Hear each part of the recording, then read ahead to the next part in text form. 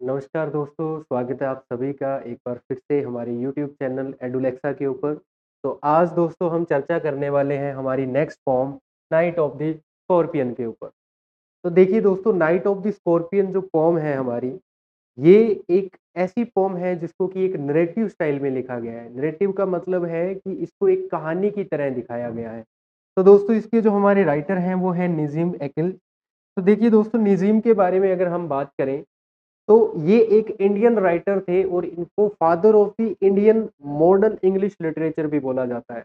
तो देखिए दोस्तों, जो नज़ीम हैं एक फेमस इंडियन इंग्लिश पोएट थे। इनका जन्म है वो 1924 मुंबई इंडिया के अंदर हुआ था। He considered the father of the modern modern Indian English poetry. ठीक है, इनको भारत की जो मॉडर्न इंडियन इंग्लिश पोएट्री है उनके फादर बोला जाता है। Because of his simple and realistic style, his poems focus on Indian society, culture, human emotions and everyday life. He use clear language, बहुत साफ लैंग्वेज का यूज करते हैं। And often highlight social issues को भी हाईलाइट करते हैं। And human behaviour और मानव के बिहेवियर को भी हाईलाइट करते हैं। ठीक है, well known works include poems like night of the scorpion. इनकी सबसे ज्यादा वेल नोन पॉम्स है दोस्तों। कोई भी अगर लिटरेचर का स्टूडेंट है जो कि BA MA कर रहा है तो उसने एक ना एक बार इस पॉम को जरूर पढ़ा होगा अपने स्टडी पीरियड के दौरान। इनकी जो डेथ है दोस्तों 2004 में हो गई थी। But the poetry still widely studied and appreciated today. आज भी इनकी पोइट्री को बहुत अच्छे तरीके से दोस्तों बहुत अच्छे स्टाइल से माना जाता है और आज भी इनकी पोइट्री को पढ़ा जाता है। तो देखिए दोस्तों, ये पोम जो है वो किस प्रकार की पोम है, एक नरेटिव पोम है। ठीक है, नरेटिव पोम क्या है? Type of poem that tells a story, it has characters. एक ऐसी पोम जो कि एक कहानी को सुनाती है। इसके अंदर कैरेक्टर्स होते हैं, सेटिंग होती है, सीक्वेंस होता है और इवेंट्स होते हैं। एक ऐसी पोम जो एक्चुअल में तो एक पोम है लेकिन एक कहानी को सुनाती है। ठीक है, वो हमारी क्या कहलाती है? नरेटिव पोम्स कहलाती है। इसके की फीचर्स क्या हैं दोस्तों? यह एक it tells a complete story, एक पूरी कहानी को सुनाएगी। And beginning, middle and end, इसके अंदर शुरुआत होती है, मिडल आता है और एंड होता है। ठीक है, बिल्कुल शॉर्टकट तरीके से ये नहीं चलती, प्रॉपरली एक सीक्वेंस तरीके से ये जो फॉर्म है वो चलती है। It include characters and events, characters और इवेंट्स होते हैं इसके अंदर। It often has narrator who tell the story, इसके अंदर नरेटर जो है वो खुद कहानी को सुनाता है। नरेटिव फॉर्म्स के अंदर मोस्टली जो नरेटर है वो आई का यूज करता है, मैं, मतलब कि वो खुद को शामिल करता है, ना कि थर्ड पर्सन को। It may include dialogue and action, इसके अंदर डायलॉग्स और एक्शन भी होते हैं। It is written in verse, verse का मतलब एक पोइटिक स्टाइल के अंदर इसको लिखा जाता है। इंस्टेड ऑफ प्रोज, यानी एक प्रोज के बजाय एक पोइट्री के अंदर दोस्तों इसको लिखा जाता है, जो कि एक कहानी को, एक स्टोरी को बताने का काम करता है। तो चलिए दोस्तों, इस फॉर्म को हम शुरू करते हैं स्टैंजा वाइज। तो देखिए पहली लाइन में वो क्या बोलते हैं? वो बोलते हैं कि आई रिमेंबर, मुझे याद है, the night of my mother, मुझे वो रात जो है वो याद है जब मेरी मम्मी को वो स्टंग का मतलब डंक मार गया था। ए स्कॉर्पियन का मतलब एक बिच्छू। मुझे याद है जब एक बिच्छू मेरी माँ को डंक मार गया था रात में। 10 hours ऑफ स्टडी रेन, 10 घंटे तक लगातार बारिश होती है। हैड ड्रिवन हिम, वह उसे लेके आ जाती है। ठीक है, यहाँ पे हिम किसको बोला गया है? उस बिच्छू को बोला गया है। टू क्रॉल, क्रॉल का मतलब वो जो बिच्छू है वो रेंगते हुए आ जाता है। बीनीथ का मतलब नीचे, किसके नीचे? ए शैक ऑफ राइस, एक चावलों के ढेर के नीचे आ जाता है। ठीक है, आगे बोलता है पार्टिंग विद हिज पॉइजन। ठीक है, flash of diabolic tail in the dark room, he risk the rain again. इसमें वो क्या बोलता है कि पार्टिंग विद हिज पॉइजन, अपने जहर को दिखाते हुए। Flash of diabolic tell, flash का अर्थ दोस्तों चमकदार। ठीक है, अपनी पूंछ की, डायबोलिक टेल का अर्थ यहाँ पे क्या बताया गया है? डायबोलिक का अर्थ वैसे होता है दैत्य। ठीक है, दैत्य रूपी पूंछ, यहाँ पे है जहर वाली पूंछ जो है वो उसकी चमक रही थी। इन द डार्क रूम, उस अंधेरे कमरे के अंदर। ही रिस्क द रेन अगेन, वो फिर से प्रयास करता है कि वो बारिश के अंदर वापस बाहर निकले, लेकिन वो बाहर जा नहीं सकता। जो बिच्छू है वो अंदर ही उस चावल के ढेर के नीचे फंस के रह जाता है। दी पीसेंट्स, जैसे ही खबर फैलती है कि राइटर की जो मम्मी है, जो ऑथर नरेटर की जो मम्मी है, उसकी मम्मी को जब बिच्छू ने काट लिया, इस बात की जब खबर किसानों तक पहुंचती है, तो क्या होता है, जो गांव वाले पीसेंट का मतलब जो किसान है, गांव के जो किसान है, कम लाइक स्वॉर्म्स, वो स्वॉर्म्स की तरह आते हैं, ठीक है, छोटे छोटे कीड़ों की तरह, झुंड की तरह आते हैं। स्वॉर्म ऑफ फ्लाइज का मतलब मक्खियों की झुंड की तरह वो सभी जो कीड़े हैं, यानी जो पीसेंट्स हैं वो आते हैं। एंड बज, बज का मतलब भिन भिनाने लगते हैं, ठीक है, यहाँ पे भिन भिनाने लगते हैं। The name of the God, ईश्वर के नाम को, यहाँ पे भिन भिनाने का मतलब है कि बार बार रिपीट करते हैं ईश्वर के नाम को, ठीक है, कि हे मालिक क्या हो गया है ना, उसको बिच्छू ने काट दिया। ए हंड्रेड्स ऑफ टाइम, कई सौ बार, to paralyse the evil one, ताकि वो उस ईवल को, यहाँ पे ईवल का अर्थ दोस्तों जहर से है, ठीक है, शैतान का मतलब यहाँ पे जहर से है, कि वो उस माँ के अंदर जो ज़हर फैल रहा है, उस ज़हर को किसी न किसी तरीके से वो पैरालाइज़ कर दे, इसलिए वो ईश्वर के नाम को लेते हैं। विद कैंडल्स एंड विद लालटेन्स, उनके हाथों में क्या थी? उनके हाथों के अंदर कैंडल्स थी और लालटेन्स थी। थ्रोइंग ए जाइंट स्कॉर्पियन शैडो, ठीक है? जो किसान हैं जब वो कैंडल्स और लालटेन्स लेके आते हैं, तो उस छोटे से जो बिच्छू की छाया है जब वो दीवार के ऊपर गिरती है, तब उसकी शैडो जो है वो कैसे दिखाई देती है? जॉइंट का मतलब बहुत बड़ी दिखाई देती है, ठीक है? On the mud bake wall, और जो ये परछाई जो है वो किसके ऊपर गिरती है? एक मिट्टी की बनी हुई दीवार के ऊपर। They searched him, he was not found, जो किसान हैं वो उस बिच्छू की हर जगह तलाश करते हैं, उसको ढूँढने की कोशिश करते हैं, लेकिन जो बिच्छू है वो कहीं भी उनको दिखाई नहीं देता। स्टैन्ज़ा 5, दे क्लिक्ड देयर टंग, वो अपनी जीभ को बार-बार क्लिक करते हैं। क्लिक करने का यहाँ पे मतलब है कि बार-बार बोलते हैं, वो रिपीट करते हैं। With every moment that the scorpion made, यानी जो भी स्कॉर्पियन हरकत कर रहा था, जब भी वो मोमेंट कर रहा था, तब तब वो अपनी जीभ को क्लिक करते हैं, ठीक है। His poison moved in mother's blood, और वो बोल रहे थे कि जैसे जैसे बिच्छू हिलेगा, उसकी माँ के अंदर भी जो जहर है बिच्छू का वो वैसे वैसे चलेगा, यानी कि उस बिच्छू को अगर हम ढूंढ के मार दे तो जो जो जहर है वो जहर वहीं रुक जाएगा, जितना बिच्छू भागेगा उतना ही जहर भागेगा। दे सैड का मतलब वो जो किसान है वो बोलते हैं, पीसेंट बोलते हैं, मे ही सिट स्टिल, उसको रुक जाना चाहिए, उस बिच्छू को एक जगह रुक जाना चाहिए ताकि जो जहर है वो भी एक जगह रुक जाए। दे सैड का मतलब वो बोलते हैं, और वो क्या बोलते हैं? May the sins of your previous birth be burned away tonight, वो बोलते हैं कि तुम्हारी पिछले जन्म के जितने भी पाप हैं, यानी कि प्रीवियस बर्थ का मतलब तुम्हारे पूर्व जन्म के जितने भी सिंस का मतलब पाप हैं, वो सारे के सारे पाप आज क्या हो जाएंगे? बर्न हो जाएंगे, यानी कि जल के राख हो जाएंगे, ठीक है। टुनाइट का मतलब आज रात।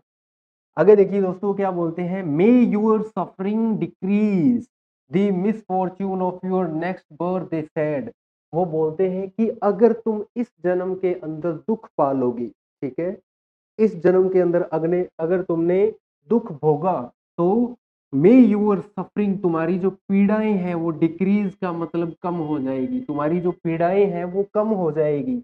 द मिसफॉर्च्यून, ठीक है, मिसफॉर्च्यून का मतलब जो दुर्भाग्य है, ऑफ योर नेक्स्ट बर्थ, तुम्हारे अगले जन्म का जो दुर्भाग्य है वो भी क्या हो जाएगा? डिक्रीज हो जाएगा। दिस हेड का मतलब वो बोलते हैं कि अगर तुमने आज दुख पाया है तो तुम्हारा आने वाला जो जन्म है उसके अंदर तुम्हें दुख नहीं मिलेगा। May the sum of all evil balance in this unreal world, वो बोलता है कि अगर तुम्हें आज इस समय दुख हो रहा है तो तुम्हारी जितने भी पाप हैं, ओ लेवल का मतलब तुम्हारे जितने भी पाप हैं वो क्या हो जाएंगे? सम का मतलब बराबर हो जाएंगे। बैलेंस का मतलब बैलेंस हो जाएंगे। इन दिस अनरियल वर्ल्ड का मतलब तुम्हारे दुख और जो तुम्हारे सुख हैं, तुम्हारे पाप जो तुम्हारे पुण्य हैं वो सभी क्या हो जाएंगे? संतुलित हो जाएंगे, अभी जो तुम दुख भोग रही हो इसकी वजह से। नेक्स्ट के अंदर देखिए दोस्तों क्या बोलते हैं, against the sum of good because become diminish by your pain. वो बोलता है कि तुम्हारा ये जो पेन है, तुम्हारा ये जो दर्द है, वो क्या कर देगा, डैमिनिश कर देगा। ठीक है, यानी कि तुम्हारा ये जो पेन है वो तुम्हारी बुराई को डैमिनिश कर देगा, खत्म कर देगा, और तुम इस अच्छाई के बराबर हो जाओगी। ठीक है, यानी पुण्य के बराबर हो जाओगी। मे दी पॉइजन प्योरीफाई योर फ्लैश। वो बोलते हैं कि तुम्हारे अंदर जो जहर फैल रहा है वो तुम्हारी इस चमड़ी को प्योरीफाई कर देगा, यानी कि प्योर कर देगा, स्वच्छ कर देगा। ऑफ डिजायर, और तुम्हारी बॉडी के अंदर से क्या पूरी प्योरीफाई हो जाएगा, तुम्हारी डिजायर्स जो हैं वो साफ हो जाएंगी। And your spirit of ambition. Ambition का अर्थ होता है दोस्तों महत्वाकांक्षाएं, कि जितनी भी तुम्हारी महत्वाकांक्षाएं हैं, जो तुम बुरा भला सोचती हो या जो भी तुम्हें चाहिए, वो सब की सब चीजें क्या हो जाएगी, बैलेंस हो जाएगी, अगर तुमने दुख पाया तो। ठीक है, आगे देखिए दोस्तों क्या बोलते हैं। दे सेड, वो बोलते हैं, वो किसान बोलते हैं, and they set around on the floor with my mother's in the centre. यानी कि राइटर की जो मम्मी है वो बीच में लेटी होती है, और इसकी चारों तरफ जो है वो गांव वाले जो किसान हैं वो ऐसे बैठ जाते हैं। ठीक है, माता जो है वो बीच के अंदर लेट जाती है। ठीक है, इन दी सेंटर का मतलब सेंटर में। The peace of understanding of each face, और सभी के चेहरों के ऊपर शांति थी, जैसे कि वो उसके दुख को, उसके दर्द को समझ रहे हो, जैसे कि उनको पता हो कि उसकी माँ जो है वो कितने दुख में है। वो सभी उस दुख को समझते हुए, वो सभी उस दुख को फील करते हुए उसके चारों तरफ जो है वो बैठ जाते हैं। आगे देखिए दोस्तों स्टैंजा 10 में, मोर कैंडल्स का मतलब और कैंडल्स आती हैं, मतलब और ज्यादा किसान आते हैं। मोर लालटेन्स, और लालटेन्स आती हैं। मोर नेबर्स, और पड़ोसी आते हैं। मोर इंसेक्ट्स का मतलब और ज्यादा कीड़े आते हैं। तो कीड़े किसको बोला था, कीड़े दोस्तों पीसेंट्स को बोला गया था, किसानों को बोला था कि जो किसान है वो कीड़ों की झुंड की तरह आते हैं। यहाँ पे इंसेक्ट्स का मतलब क्या है दोस्तों, किसानों से ही है। ठीक है, कि और ज्यादा किसान जो है वो आते हैं। एंड दी एंडलेस रेन, और लगातार बारिश होती रहती है पूरी रात। कितने घंटे बताई थी, 10 घंटे तक स्टडी रेन होती है। माई मदर, मेरी मम्मी, ट्विस्टेड का मतलब रेंगती है। थ्रू एंड थ्रू का मतलब यहाँ वहां रेंगती है। ग्रोनिंग ऑन दी मैट का मतलब मैट के ऊपर ग्रोन करते हुए, यानी कि कराहते हुए, दुख के अंदर चीखते हुए उसकी माँ जो है वो इधर उधर घूमती रहती है।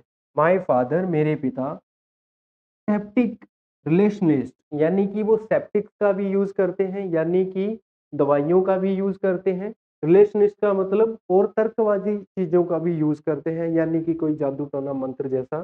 Try every curse and blessing, वो हर प्रकार के कर्स का और ब्लेसिंग का यूज करते हैं। कर्स का अर्थ होता है श्राप, अभिश्राप, और ब्लेसिंग का अर्थ होता है दुआएं। हर प्रकार की दुआ का और हर प्रकार की ब्लेसिंग का वो यूज करते हैं उसकी, राइटर की मम्मी को ठीक करने के लिए। जैसे कि पाउडर, मिक्सचर, हर्ब्स का मतलब जड़ी बूटियां, एंड हाइब्रिड का मतलब कुछ दो तीन चीजें मिला के एक लेप तैयार करके उसकी माता के ऊपर अप्लाई किया जाता है, ताकि जो बिच्छू का जहर है वो किसी तरीके से न्यूट्रल हो सके। ठीक है, नेक्स्ट लाइन में देखिए दोस्तों, he even poured a little paraffin. Paraffin का अर्थ होता है मिट्टी का तेल। उसके जो पिता है, जहाँ पैर पे बिच्छू ने काटा था उसकी मम्मी को, वहां पे मिट्टी का तेल डाल के और आग लगा देते हैं। ठीक है, he even poured a little paraffin, थोड़ा सा मिट्टी का तेल डालते हैं, अपॉन द बीटन टो, काटे गई टो के ऊपर। ठीक है, काटी गई एडी के ऊपर।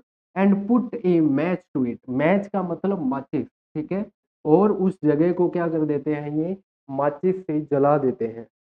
आई वॉच्ड, मैं देख रहा था, किसको, दी फ्लेम्स का मतलब उस आग की लपटों को। फीडिंग ऑन माई मदर, जो कि मेरी माँ को फीड कर रही थी, जो कि मेरी माँ को खा खा के और ज्यादा बढ़ रही थी। यानी मैं अपनी माँ को जलते हुए देख रहा था। आगे देखिए दोस्तों, आई वॉच, मैंने देखा, दी होली मैन, एक साधु को। होली मैन का मतलब एक साधु को। परफॉर्म हिज राइट, जो कि अपने रीति रिवाज कर रहा था। To tame the poison with an इनकांटेशन।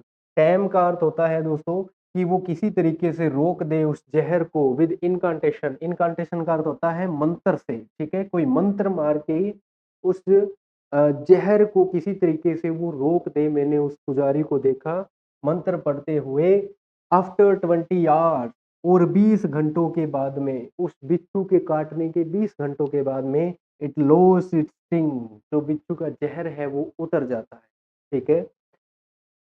और आखिरी कुछ लाइनों में देखिए दोस्तों, उसकी राइटर की माँ ने इतना ज़्यादा दुःख पाया, उसके ऊपर इतनी जड़ी-बूटियों का प्रयोग किया गया, इतना 20 घंटे तक एक असहनीय दर्द सहा, यहाँ तक कि उसकी माँ के पैरों को जला दिया गया उस ज़हर को न्यूट्रल करने के लिए।